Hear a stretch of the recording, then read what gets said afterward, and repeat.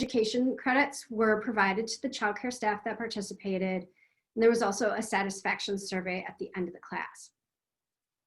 At the conclusion of the program, participating centers received gift cards for their participation.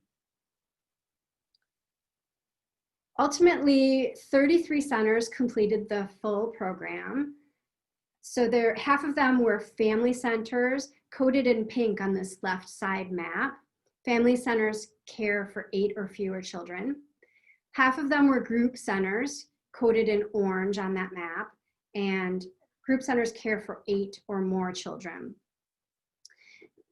These are all plotted out on a Milwaukee County map that is color-coded, showing increasing household income from light green to dark green. And then on the right side of the map shows our community collaborations with instructors. So all of the blue dots are showing where Fight Asthma Milwaukee instructors were teaching. There were 4 of them.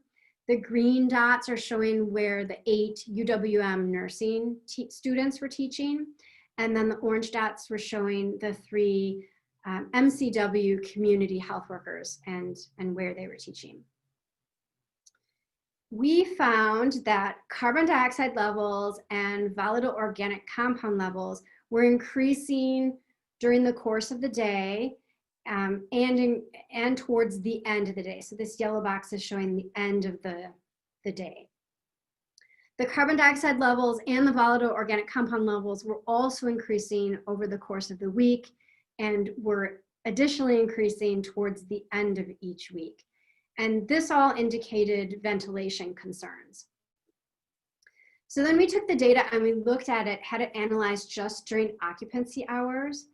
And we found that the PM 2.5 was exceeding thresholds 8% of the time. Carbon dioxide was exceeding thresholds over 37% of the time. And volatile organic compound levels were exceeding thresholds over 31% of the time. So down here, there's just a little bit about our survey results. These provided some insights about the kinds of cleaning products typically being used and in which kinds of centers they were more commonly being used. But while the education was feasible and well received and well rated, the class did not alter any of the cleaning behaviors or the indoor air quality levels. So our future work will focus on measuring respiratory symptoms and their relation to measured indoor air quality levels in childcare centers. If you guys get a chance to see this poster down in the right-hand corner is a set of our works that were cited. So hopefully I'm within 5 minutes and there are time for questions. You are pretty close to on time. So please pose your questions in the chat. That was really interesting. I actually was kind of thinking, do you see any correlation with possibly COVID exposure? Like when you're thinking about this and like the air quality and ventilation and things like that? Sorry, my mind just kind of went there.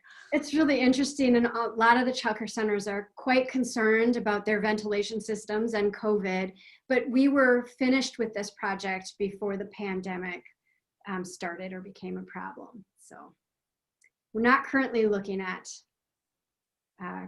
COVID in relation to this, but it's certainly something that's affecting the project that we're setting up to deliver. Mm-hmm. Should I stop sharing my screen? I cannot see the chat bar, so. Yeah, we haven't gotten any chats that I can see at the moment. No further questions. Is there anything else that you'd like to share in the next minute or so? We're starting off on a new adventure with 50 centers over the next 3 years, where we are going to be developing a self-guided environmental assessment app on the telephone, where childcare centers their directors will be able to use that app to assess their environment while our indoor air quality monitors are running, and that we're going to try to have parents of the kids at the childcare centers completing symptoms surveys on a weekly basis so that we can correlate what might be happening with people's respiratory systems to the levels of IAQ levels from all of these same measurements, volatile organic compounds, carbon dioxide, and PM 2.5, how they might correlate. So we're excited. Great. Thank you so much for sharing. I'm going to ask our next presenter to share their screen. Community engaged program to implement the Malawi Development Assessment Tool for young children at the Child and Family Foundation of Uganda Clinic in Kampala, Uganda. And I hope I didn't butcher too many of those words.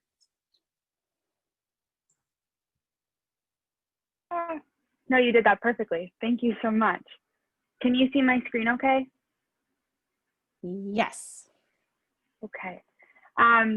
Well, hello, everybody. My name is Sarah Benett. I'm a third-year medical student at MCW. And my program, or my poster, is about implementing the Malawi Developmental Assessment Tool for young children in Kampala, Uganda. This was part of the Elaine Kohler Scholarship Program now 2 years ago, which allowed me to travel to Uganda for 2 months and perform research. My research was specifically looking at pediatric neurodevelopment in Uganda using this tool called the MDAT. Now, the MDAT, the Malawi Developmental Assessment Tool, is very similar to other pediatric developmental tools like the Bailey scale that we use in the States. However, it's more geared towards Eastern and African culture, which then makes the development and the interpretation of the data more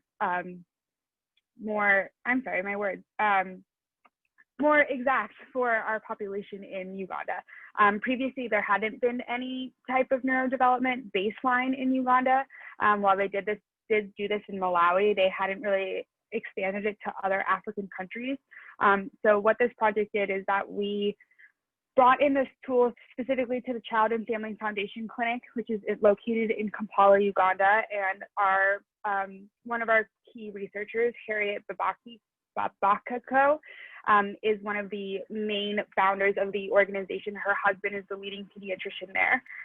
With her help and the help of her staff, we were able to train various members of the foundation in how to implement this tool into practice.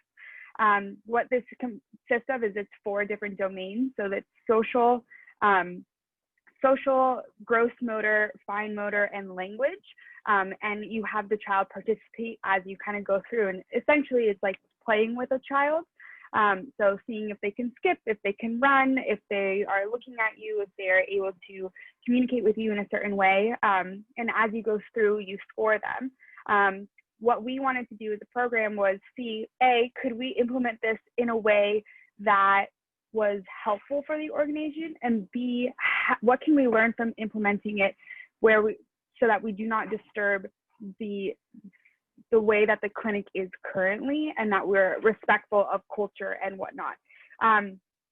So that was a big challenge for us, is, we had to figure out whether or not we were really testing the child's skill in performing the task rather than their English comprehension. We had to ensure that the caregiver of the child was not over-instructing the child so that we really could get an accurate database on them. We had to have adequate space that was free of distraction for the kids. So many times families would come into the clinic with 2, 3, 4 kids, and trying to do the developmental assessment on all of them became kind of a crazy ordeal. So making sure we had enough space was very important. In addition, we found out that there was a lot of things that was triggered for our community to come to the clinic. For example, our clinic had a vaccine program, and that really drove population to come into clinic and continue to get checked on by the doctors and the physicians. However, we learned when we got there that the refrigerator that housed the vaccines broke. So because of that, the population wasn't coming to the clinic anymore, which then decreased our numbers of who we could test for the Malawi developmental tool. So overall, there were a lot of challenges in really trying to implement this in the best way that we could think of that would not hinder the clinic in any way, and also be respectful of culture and time of the participants. And moving forward, we're really excited that we have began to implement this in 2 different locations, in the Kampala location and in a more rural location called Kawempe. And we have had over 100 participants. We've trained 4 different staff members on how to implement the tool, and we've had 100 students, and hopefully we'll continue to have some more and really get some data on what that baseline of neurodevelopment looks like.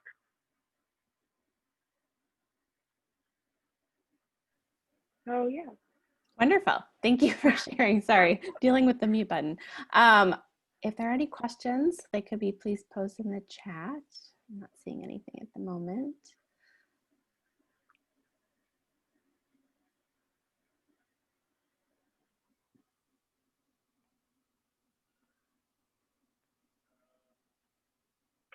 Okay, so they're saying, thank you, Sarah. This was fascinating. Does the clinic have a relationship with MCW? Yeah, so the clinic, Dr. Harriet Babikako is a professor at Maurer University. And so we've had a relationship with her for a while. My preceptor, Dr. Laura Cassidy, in the Department of Epidemiology, has been working closely with her on different research studies for a couple of years now.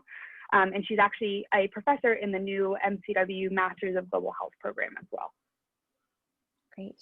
The next question, did you have trouble with engagement and trust? And did that hinder testing? Yeah, absolutely. There was definitely a problem of, I wouldn't say engagement and trust, but more of a language barrier issue, which then can kind of contribute into trust. You know, a lot of our participants were very engaged because they were children and they saw balls and they saw things to play with. And so they were, and the family saw as, you know, a way for the child to continuously get assessed that they might not have had resources for previously. So they were very excited, but definitely gaining trust as the trial went on, and making sure that they really understood what we were doing and, you know, consented properly and we were translating correctly was a really big deal. So we were able to really have their trust, and I was very thankful for it. Thank you. Let's see here. Have families been receptive to doing the screening tool? And if there have been if a possible abnormality was identified, are there resources available to help? Yeah, so the families have been really receptive. They kind of see it as another screening tool, like I said earlier, that they don't necessarily have access to otherwise, which gets them very excited because they want to just give their child the best thing that they can.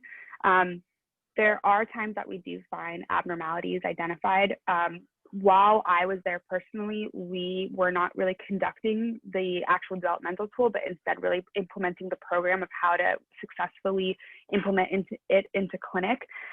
So I personally did not see any abnormalities, but I've been told that if that happens, the pediatrician is put aware of it and is made aware of it, and we try and either consult them so that they're able to go to the main hospital in the city, or the pediatrician does what he can or how he sees fit with the patient. Okay, thank you. And I believe we're just about time there. So I'm going to ask our next presenter. Thank you so much for presenting, and we'll ask our next presenter to go ahead and share their screen. Key stakeholder perspectives on information exchange between early Head Start programs and pediatric practices. All right, thank you. Can you see my screen okay? I can. All right. Good afternoon, everyone. My name is Connie Gundacker. I am an assistant professor in the Department of Pediatrics at the Medical College of Wisconsin, and a pediatrician and a general pediatrician, and I also see patients through Children's Medical Group Midtown Clinic. I am presenting today on behalf of our group. This was a collaboration between Children's Medical Group and Nextdoor. And so Early Head Start is an evidence-based early childhood education and family support service program for low-income families with children birth to 5. And what this project was really looking at was identifying perspectives from 3 key stakeholder groups. So from parents and caregivers, from early Head Start staff, and from clinical staff. And we asked people about what were their perspectives on medical and social information exchange between early Head Start agencies, and pediatric practices. And so we did a total of 5 focus groups with parents and caregivers at Next Door. There were a total of 34 parents. And then we did 3 focus groups with early Head Start staff. And we did 8 semi-structured in-person interviews with clinical staff, and this included medical assistants, registered nurses, pediatricians, or advanced practice providers within children's medical group. All of these were recorded and transcribed, and you can see we did an inductive qualitative analysis from those transcripts. And so in table 1 is a breakdown of the demographics of the parents, the early Head Start staff, and the clinical staff that we spoke with. I'm going to focus most of my time on this figure 1, which is really looking at the unique and common subthemes that we heard across these groups. And so in general, we heard from parents and caregivers that they have a positive perception of the process. The majority of parents that we spoke with found that medical and social information sharing between their pediatrician's office and between early Head Start and Head Start was acceptable. If you look up to the top right-hand part of the poster, that last quote is from one of the parents kind of on this. And so this parent said, overall, I think it's a really good idea because like I said before, you're sharing the information so that way we all know, and that way we're all on one accord. Just in case if we're missing something, either the parent coordinator or the doctor might see something that I missed. And then if you go back to the Venn diagram at the bottom of the poster, when it comes to early Head Start staff, one of the common themes that we heard within the interviews was there was a gap in medical terminology knowledge. And so early Head Start staff really desired to know kind of more about what are common illnesses, more about vaccines, so they could provide some counseling and guidance to their families when they were seeking medical care. You can see in between the parents and caregivers and the early Head Start staff, parental involvement. Parents had mixed opinions on whether they actually wanted to be involved in this process. This process currently looks like a paper form that was completed by the pediatrician's office and is either carried by the parent or faxed over to the early Head Start agencies. And some parents really wanted to be engaged and other parents didn't really care. In general, we heard from early Head Start staff that they really wanted the parents to be engaged, and that was an important thing for them. If you look at clinical staff, themes that were unique to clinic staff included knowledge gap about what are early Head Start programs, how these are different than an early childhood development center, what are different roles, what information is needed on this form, and then really a desire to have an auto-populated form in the electronic health record. Some common themes we heard between clinic staff and early Head Start agency staff were identification of a point person, issues regarding faxing, that this was a time-intensive process, and that there was a variability in the processes across clinics and healthcare systems. Some things that were common between parents and caregivers and clinic staff were a knowledge gap in the purpose of these health physical forms, why they were needed to be done, and at what point they needed to be done, and a knowledge gap in well child check schedule. For clinic staff, that was specifically the 30-month well child check. And then across the 3 groups, we heard repetitiveness and release of information were other themes that came up. And so we have been working kind of based on these 2 main ideas that came up, these knowledge gaps and these workflow issues that existed between these sectors, to now implement education to address these knowledge gaps. We have created an electronic tool within Epic, so basically in an electronic form, that just went out within the last month, and we presented a lunch and learn on last week on kind of what are early Head Start agencies. This was presented to our clinic staff, and we'll now kind of look to see what are changes that we see and how clinic and early Head Start staff perceive those changes. Great. Thank you so much for presenting. If anyone has questions, please go ahead and put them in the chat, or comments too are certainly welcome. While we're waiting for a couple of those, are there any other key points or things that you've learned or hope to continue? COVID was definitely a challenge for us. We were all ready to start with this new form implementation and do our lunch and learns back in March, and then COVID hit, and there was there was a delay of several months. But we were able to just do the lunch and learn last week. And so that was our early Head Start staff. We kind of talked about the project and then talked about what is needed on the form, what is information that is helpful. Early Head Start staff were able to share. They have some parent educators and parent advocates that really can serve as kind of that point person and that conduit between the clinic and the agency. And so kind of learning more about roles, and then this new form that went out that hopefully will help improve efficiency and information exchange. We did end up working, one of the other things we found out during this project is there's currently every early Head Start agency, there's 4 agencies in Milwaukee have their own form. And so we've been working with the agencies to create this universal form that could go into Epic. Okay, and there's one question. Do the Head Start folks use the AAP daycare school manual? Use the AAP daycare school manual? Mm-hmm.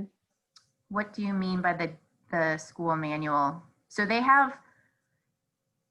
use their performance standards. The Office of Early Head Start sets that for each state. And so the reporting requirements for our early Head Start agencies around well child checks align with Wisconsin Medicaid's EPSDT schedule. And so it has information on diseases and isolation. I don't believe that they're using that. That's something that we can definitely, I'll go back and talk with them about. And if they're not, I think that's a great resource to have. Our pediatric residents have also started to create a health curricula based on some of the topics we heard from their health advocates that will hopefully be available for continuing education that we're doing as well to help fill that gap, but we'll look at that. So thank you. Excellent. Thank you so much. Appreciate your presentation. And we'll move on to our next one here. Eyes on the Future project at St. Augustine Preparatory Academy.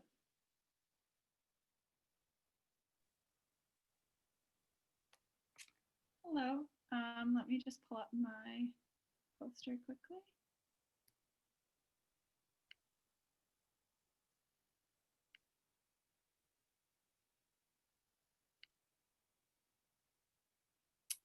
Let me see. I'm not sure if the sizing is great, but I can kind of scroll around. We can see it. Okay, great. So my name is Jenna. I'm a third-year medical student, and I'll be talking about a pipeline program that I implemented last school year called Eyes on the Future at St. Augustine Preparatory Academy in Milwaukee. So it's a little bit of background. In general, representation in medicine and medical education in general is a really big problem right now. So currently about 18% of the US population identifies as Latino, and that number is expected to increase significantly in upcoming years. So while Latinos are becoming the largest minority population in the US, the number of students graduating from medical school and practicing physicians as well remains around 4%. And this is a problem for a number of reasons, but namely studies have shown that when people are able to see physicians of the same race, patients have greater satisfaction with care and better quality of care as well, and increased access. So it's for all these reasons that we started this program, Eyes on the Future, with the goals of improving and increasing early exposure to science and medicine, to involve education and mentoring by current medical students, and to just kind of give an initial introduction to a variety of science and medicine related careers that students might not be aware of. So how did we do it? So we launched this program for the 8th grade class of 120 students at St. Augustine Prep Academy. And about 80% of the student population at St. Aug is Latino. our program consisted of 3 main activities throughout the school year. So in the fall, we started with an interactive presentation on eye anatomy and a general overview of a variety of healthcare and science-related careers. Our second event in December was a cow eye dissection at St. Augustine, and I had about 5 other medical students helping me out with that. And then finally, there in the spring, about 26 students were selected to come to MCW for an experience at the STAR Center. And for those of you who are not familiar, this is our clinical simulation center that we use as medical students for learning and for hands-on purposes. After the program ended in the spring, students and teachers were asked to complete an anonymous evaluation so that we can improve the program for years to come. In summary, so 120 students, that was the size of the 8th grade class, 120 students participated in the first 2 events, and then because of space limitations at the STAR Center at MCW, only about 25, we pushed it to 26 students came to the STAR Center, and out of those 26 students, 16 completed the post-program evaluation because we wanted feedback from students who had been able to participate in all 3 events. So overall, the response to the program was really positive. About 3/4 of students said they loved the program, and 1/4 said they liked it. So no students said they disliked the program. And the favorite part, the majority of students said they really liked the visit to the STAR Center, and that's where these pictures are from on the right-hand side. But it's also notable to mention that most students, around 80%, didn't have a least favorite event. And finally, this graph at the bottom kind of looks at interest in science and medicine before the program started as compared to after. And there was an increase in the number of students who were interested in science and medicine, and a decrease in the number of students who had no interest before the program started.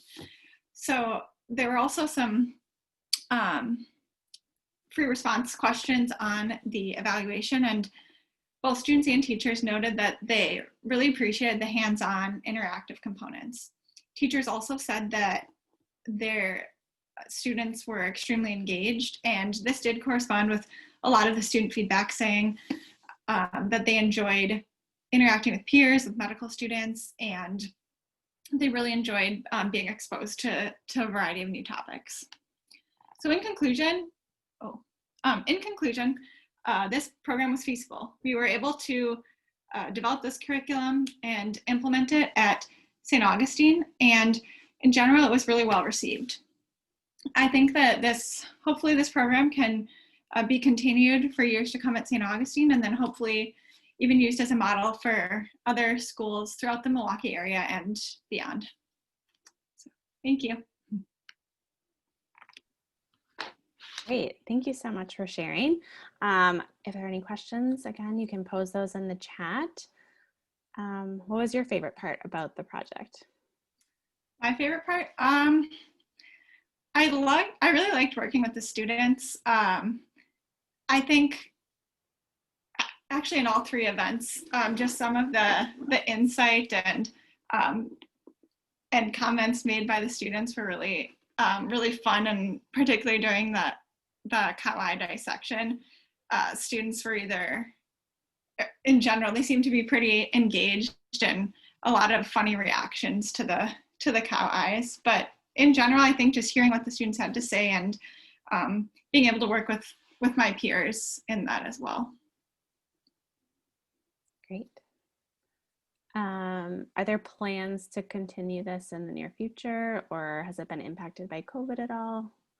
Yeah, so that's kind of, it's kind of a bummer, because the whole reason that we wanted to, our main reason to gain feedback was so that we could make those changes for this year.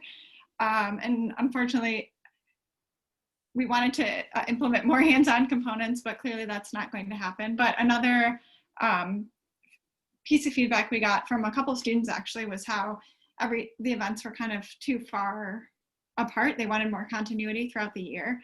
And so that's something we're working on this year. We're going to, I'm working with Josh George, a fellow med student, and we're developing a virtual curriculum right now for the 8th grade class. And we're trying to figure out how we can have them do hands-on activities at home since they're not in school this year. But in general, we're working on creating like 5 different modules, so then it will be a little bit more continuity for the students. So great, excellent. There's one question about how you got involved with this particular school. Yes, so my PI, Dr. Kim, is an ophthalmologist, and she has close ties with the, I don't know if I'm using the correct word, the family, the couple who actually started this charter school in Milwaukee. And a similar program had been implemented at Bruce Guadalupe School in Milwaukee. And when Dr. Kim had kind of mentioned this program that was happening at another school in Milwaukee, the founders of this particular school were really interested. And it's highly focused on science and technology. And so it seemed to be a good fit. Excellent, thanks so much. We had one more question, but we do have to move on. Hopefully we can maybe go back to it at the end. You did mention about the eye dissection. So I'll let you take a look at that and maybe you can respond in the comment box as well. Our next presentation is Integrated Mental Health Curriculum for middle school students, a pilot study by Jacqueline Schaefer, Rebecca Waldman, and James Stevens. Yes, that's me. It's not letting me share my screen because another screen is being shared. Oh, Jenna is still doing that, I think. Okay, perfect. Thank you.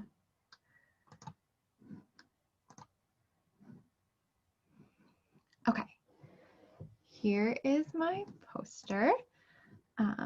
Okay, so my project is an integrated mental health curriculum. It's a pilot study that I completed with the mentorship of Dr. Stevens in partnership with Longfellow Middle School here in Wauwatosa. So through our literature review, we found that our mental health focused skills-based curriculums have been effective at reducing problem behaviors and maladaptive coping skills in adolescents. And we also learned that self-esteem can be used as a measure of one's general mental health state. So for this project, MCW created a partnership with Longfellow Middle School here in Wauwatosa, and you can see that I have some of my partners here with us. Hi, Michelle. Hey, guys. And within this partnership, we established 4 goals to reinforce the mental health topics and skills that were already being taught in their general education curriculum at Longfellow, to teach new coping and mindfulness skills to the students, to increase students' self-esteem, and to decrease their negative coping behaviors. And then we also wanted to establish a curriculum that could be implemented continually on a yearly basis. So to achieve our goals, we created a 5-lesson skills-based curriculum that focused on topics identified as relevant by the 6th to 7th grade teachers, along with the school counselors. So this curriculum included a self-esteem survey that the students filled out at the beginning and the end of the curriculum. With the help of some medical student volunteers, we taught the curriculum to all 260 7th grade students at Longfellow last year and asked them for feedback. So we then analyzed the self-esteem and the feedback surveys, and you guys can see some of the results on the screen. But basically we found that there's no significant difference between the average scores of the pre and post self-esteem surveys. The 7th grade student feedback indicated that most of the students enjoyed the lessons, felt the topics were relevant, and felt confident that they could help a friend who was struggling, which definitely hit on some of our main goals. And then the medical student volunteers, we also got feedback from them, and they said that they enjoyed the experience and felt prepared to teach the lessons based on the training and the materials provided. Looking at our results, we somewhat expected our average scores to remain the same given the complex nature of mental health. However, it's also somewhat difficult to tell if our sample truly represents the whole population because we only were able to analyze a small percentage of the surveys. We had like a low consent rate for the surveys, and then we also had a lot that were not properly labeled or completed, so we had to throw those ones out. And although this is a pilot study, we were successful at teaching important topics and skills, engaging the students, and providing valuable teaching opportunities for medical students. I'm going to scroll so you can see the second half of my slide here. So this is the this is some of our, so we did feedback at 2 times. So this is our mid-curriculum student feedback, and you can see how confident the students felt at being able to help a friend who was struggling with mental health. And then this is from our medical student survey, saying that they felt adequately prepared to teach the materials. Michelle, do you guys have anything to add?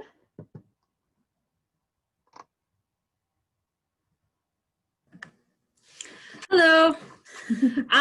We just thought it was a really valuable experience for our students. One, to learn mental health curriculum, but also just to get like new faces. And I think for them, young professionals that they admire and look up to and felt safe and comfortable asking good questions. So overall, I know we are really pleased with you, Jacqueline, but the team that you guys came up with to help us out.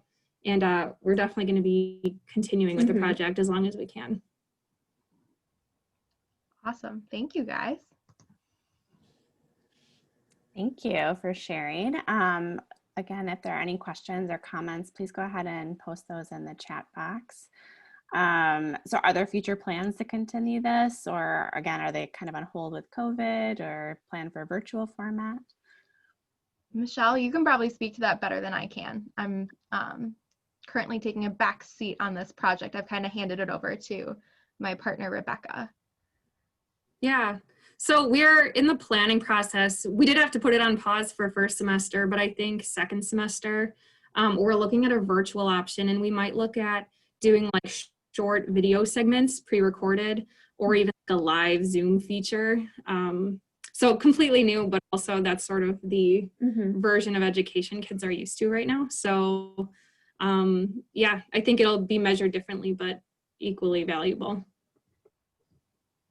Great. So great that we're introducing these concepts earlier on, I think. You know, with all the stigma there is about mental health and well-being, I think if we can impact our younger generations, hopefully we won't have as much to overcome in the future. So, absolutely. Okay. All right, so if we're ready to move on, again, feel free to continue to post comments and questions in the chat, and participants are welcome to respond as well, or the presenters are welcome to respond. This is a great opportunity to collaborate and share ideas too. So our next presenter or presentation is Green Schoolyards, a descriptive analysis of baseline data prior to a natural experiment. Hello, can you guys see my screen? I can't. We can. Okay. I'm trying to like move it so I can see it. Oh, but it doesn't want to work. Oh, there we go. Okay. That's out of the way.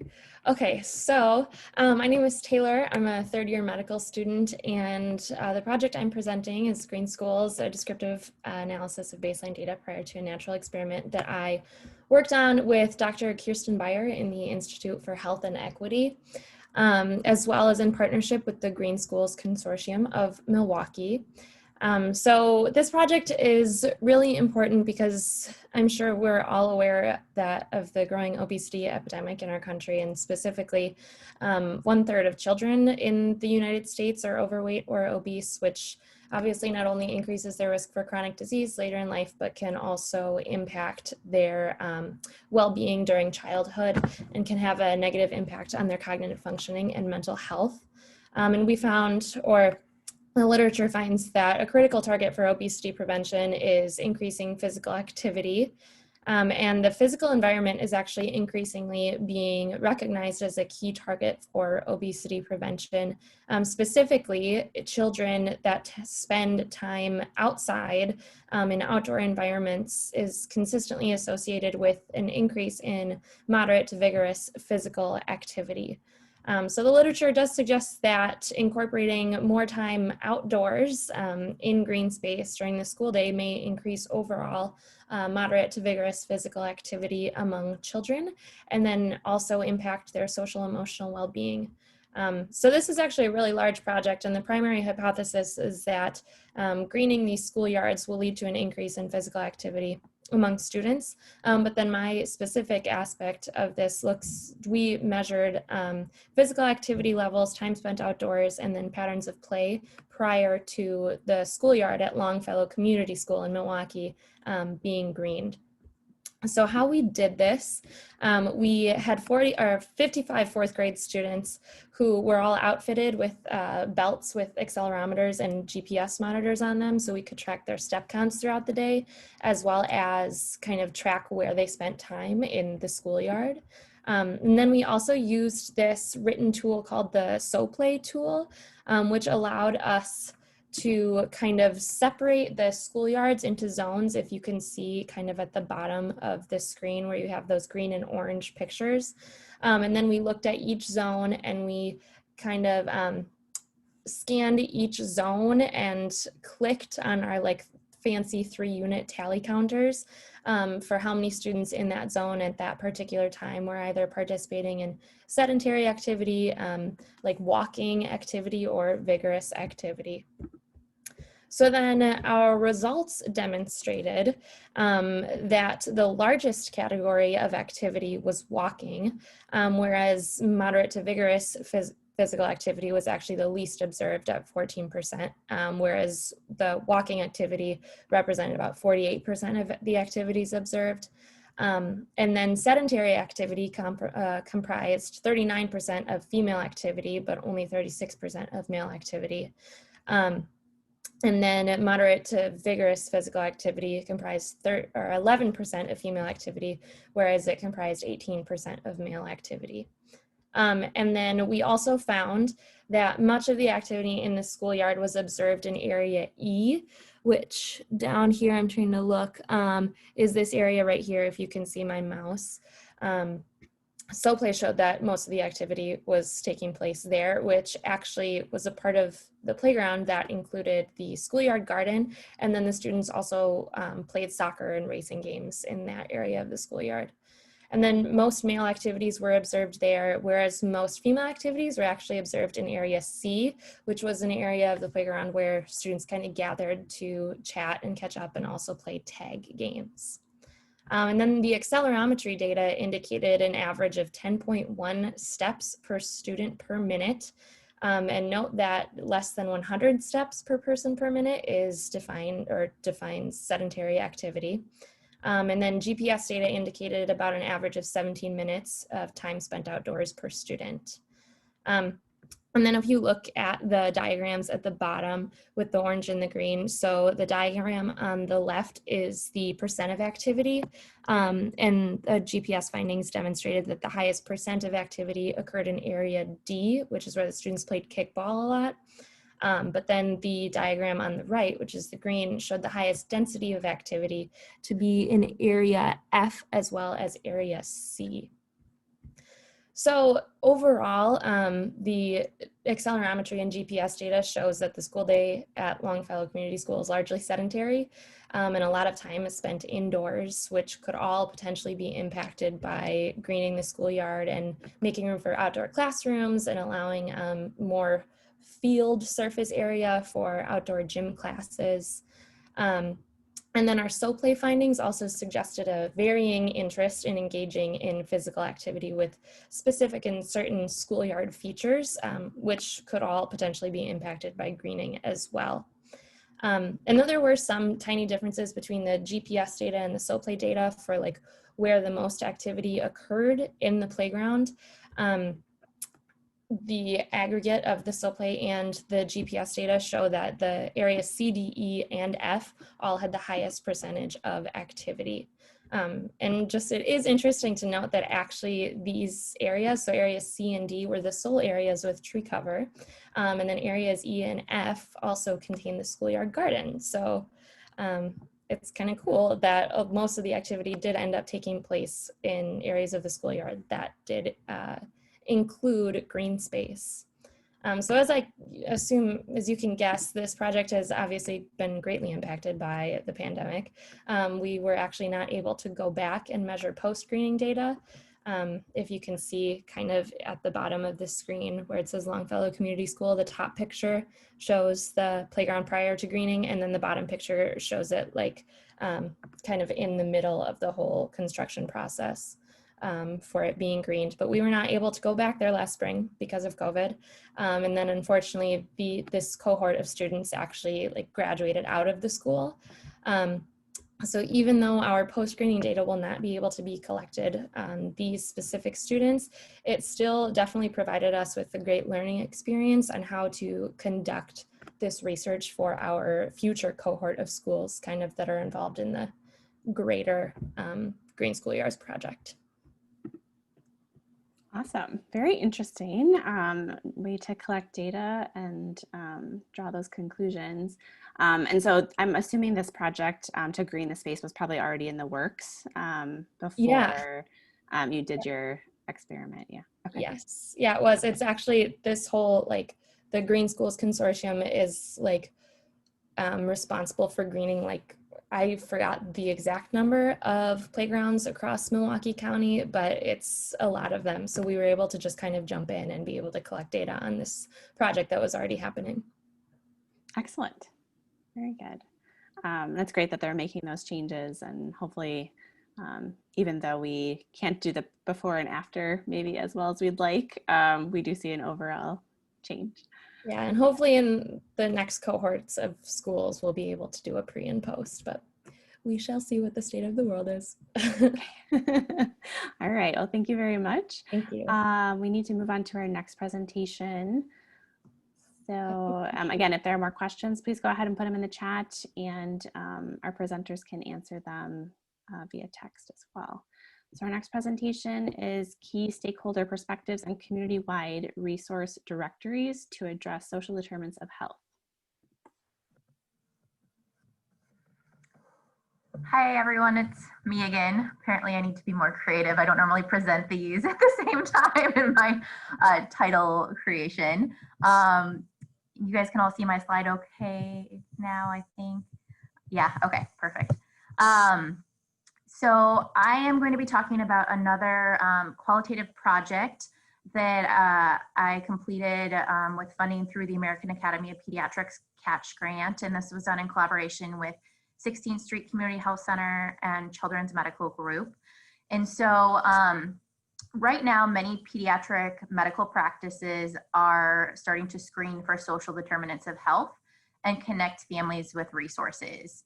And one thing that we found is that I did some asset mapping looking at what are the community-wide resource directories that are available. So if I'm a family member and I'm looking for resources and I just Google, what are the different community resource directories that are available? It turns out there's about 8 specifically for families in Milwaukee area. However, despite the availability of these community-wide resource directories, there's a lot of practice-based resource directories that are being created.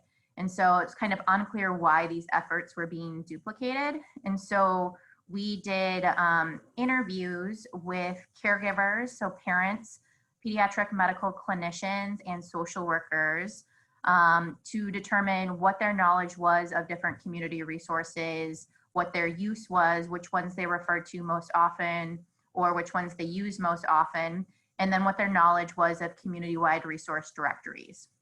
And so we did semi-structured interviews in 7 outpatient pediatric clinics across Milwaukee that served a majority Medicaid population. For our caregivers, we recruited them in person either before or after their clinic visit. And for our pediatric medical clinicians and social workers, they were recruited via email.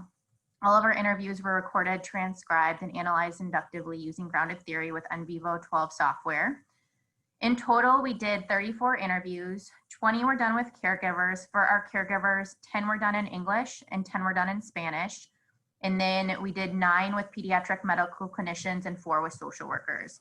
And so in table 1, you can see the demographics of the caregivers that we interviewed and the pediatric medical clinicians and social workers. You can see the majority were female, both for caregivers and for our medical providers and social workers.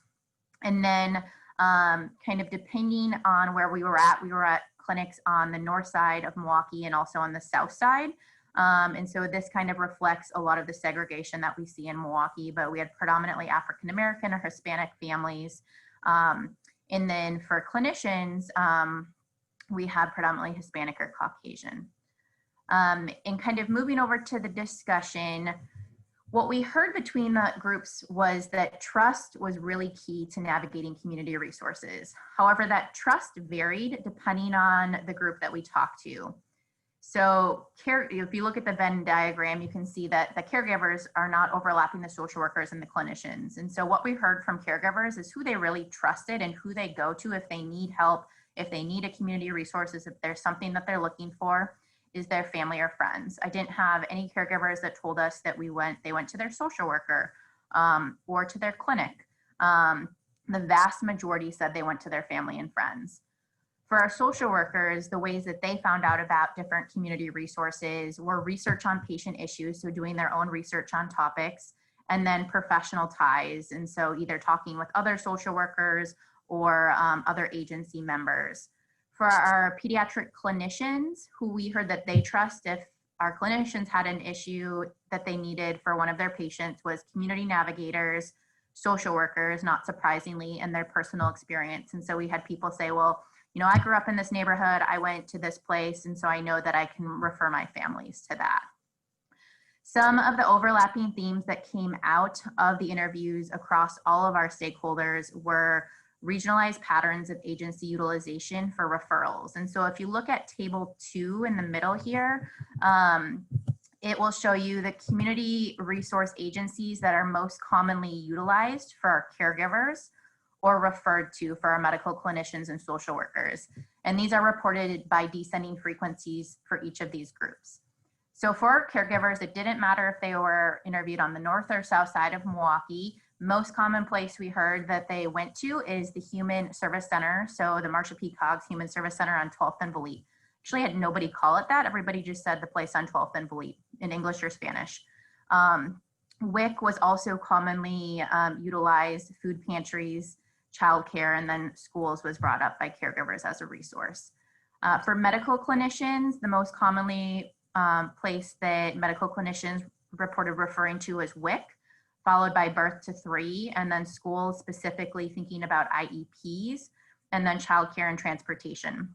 For our social workers, the resources that they were most common referring out for were legal services, housing, domestic violence, and then food pantries and supplemental security income or SSI. Kind of going back to our discussion, so the other things that we heard that were common themes that came up during interviews were a focus on family self-determination.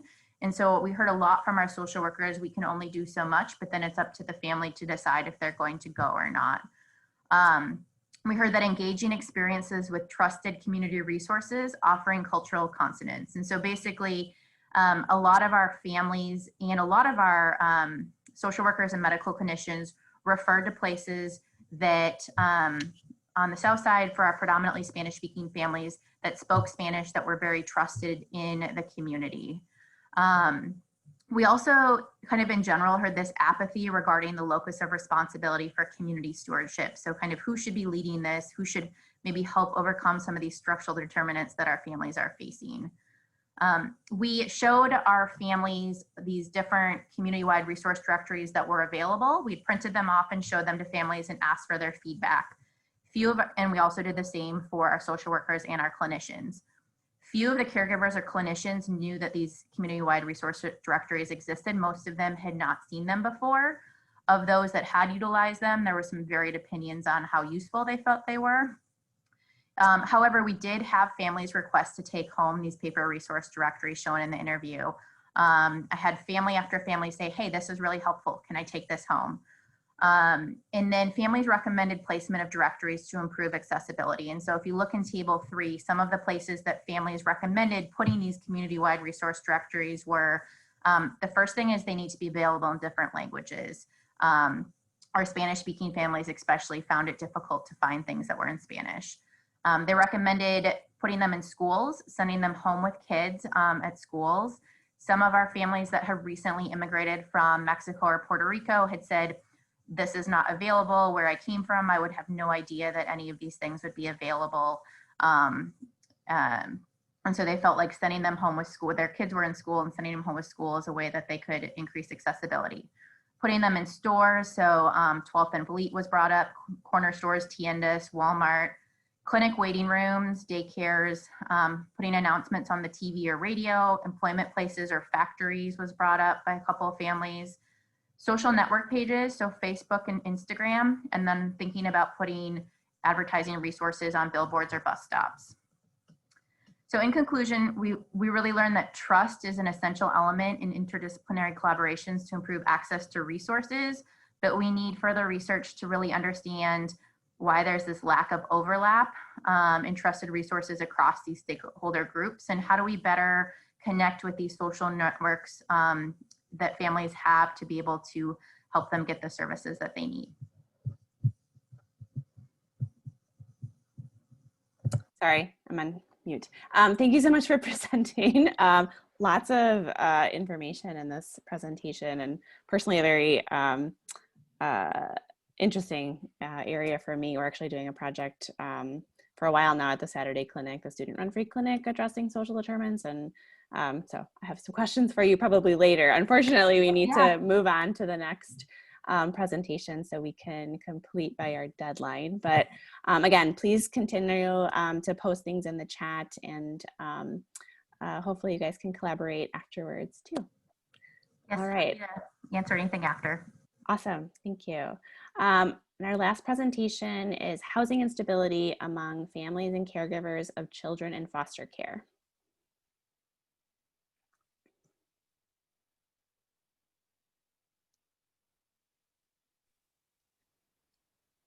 Hi, can you all see my screen? We can, thank you. Let's make it bigger. Okay. Hi, everyone. Thank you for the introduction, and thank you everyone for attending. As mentioned, my project is housing instability among family and caregivers of children in foster care. And my name is Michelle A. Parks. I'm a third-year medical student at MCW. And I've worked on this project for the last year and a half with Dr. Lisa Zetley in the Department of Pediatrics. And we worked to examine housing instability in caregivers of children in foster care. Anyone that participated in our study and completed the survey was eligible to request a housing resource, regardless of whether or not they identified as having circumstances of housing instability. And with this, the most interesting finding that we found was that whoever requested housing resources, they were more likely to not have housing instability when compared to those that did confirm some type of housing instability. And this suggests that some caregivers may have some form of housing instability, but don't want to be identified through our survey tool. And this may be due to fear of losing the children that are placed with them, or being unhappy with their current living situation. And another interesting finding was that our process was more likely to identify kinship caregivers and reunified caregivers as having potential housing needs in comparison with licensed foster parents. So going into the study, we knew that children with housing instability were more likely to have poorer health, and children in foster care were also more likely to have poorer health. So our aim with this study was to determine if there was some type of relationship between the two.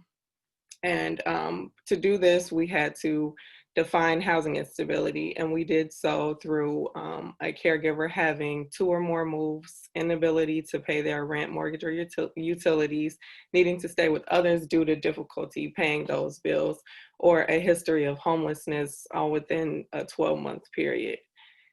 And with identifying those that were eligible for our study, we first started with the children. So they had to be removed or placed in Milwaukee County.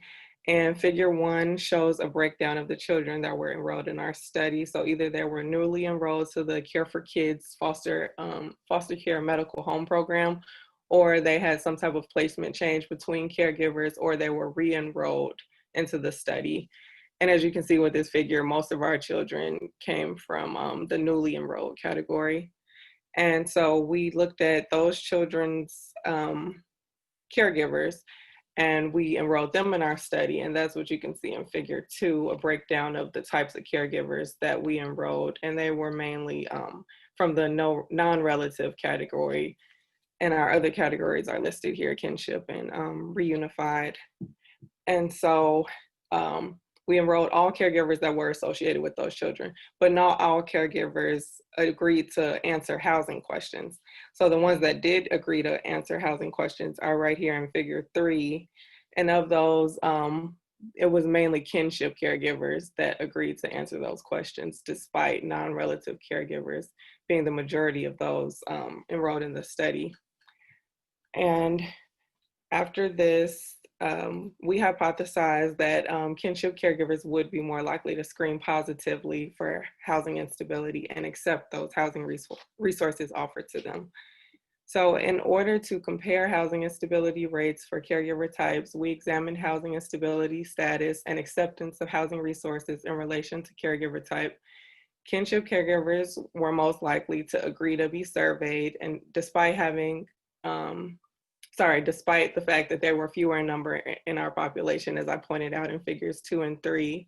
And this demonstrates that kinship caregivers were more interested in discussing housing instability. We had a 54% survey response rate, and that can be seen in figure 3. Of the 134 caregivers consented to housing questions, 15 were kinship, 1 was non-relative, and 3 were reunified that screened positively for housing instability. And we had inability to pay bills being our most common reason. This is seen in figure 4 right here. And here's the inability to pay bills category, with most of our caregivers being there. And all were offered a housing referral, but only 5 kinship and 3 reunified caregivers accepted that referral. And then we had 6 kinship caregivers and 6 non-relative caregivers that did not screen positively, but they requested a housing referral from us. And this is seen in figure 5, that shows these are the ones right here that actually had housing instability and accepted. And these are the ones that did not have housing instability, but requested that resource. So overall, we had 23% of consenting caregivers that were found to have housing needs through screening positively or requesting a housing referral. So in conclusion, 20 caregivers accepted a housing referral, with kinship caregivers being overrepresented. So clearly there's a need for housing resources among caregivers for children in foster care. Since some caregivers inquired about resources despite a negative housing screen, the use of a survey tool may not be the best way to identify caregivers who would benefit from housing resources. And so our next steps are to look more into healthcare utilization associated with these kids that are in our study and that relationship with housing instability. So now I'll take questions. Thank you so much for presenting. I do find it really interesting that, many people asked, then more people actually asked for the referral than people that are actually identified. Definitely. So yeah, I think there's a lot of concern about what that implies, if they're answering those questions. And then just the number of people that actually were responded to your questions about housing insecurity as well. So it's obviously a concern of the community, and there's probably some stigma about that, I would imagine. So again, any questions, please go ahead and put them in the chat. Otherwise, we have a couple minutes left and we can open it up to the larger group as well.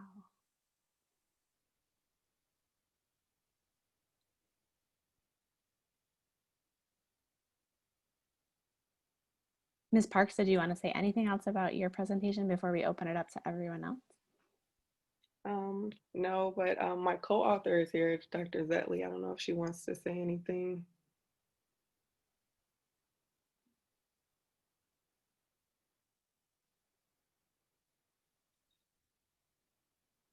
If she's saying something, she's on mute.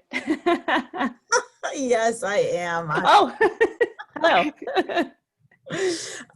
No, I want to thank Michelle. I think she's done an outstanding job, and I think that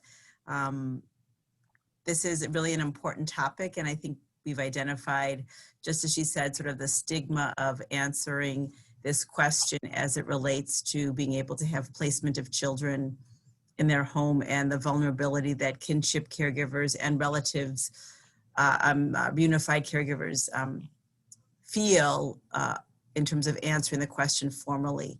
So I think we do have to find other ways to be able to support families who have children involved in child welfare system without making them feel vulnerable or uncomfortable or stigmatized. So we're working on that.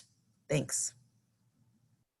Excellent. I would imagine you can expand that even to families that are not, you know, working through foster situations as well, you know, and the concern that maybe they would lose their children, you know, if they have housing instability. So touches on a really important topic, especially at the moment when so many people are facing eviction or housing instability. So, all right, we have a couple more minutes, I think, before we need to leave. There was a comment, and I would echo this as well. We want to thank all our presenters for the hard work and the research and the time you spent for doing these projects and then presenting them here today.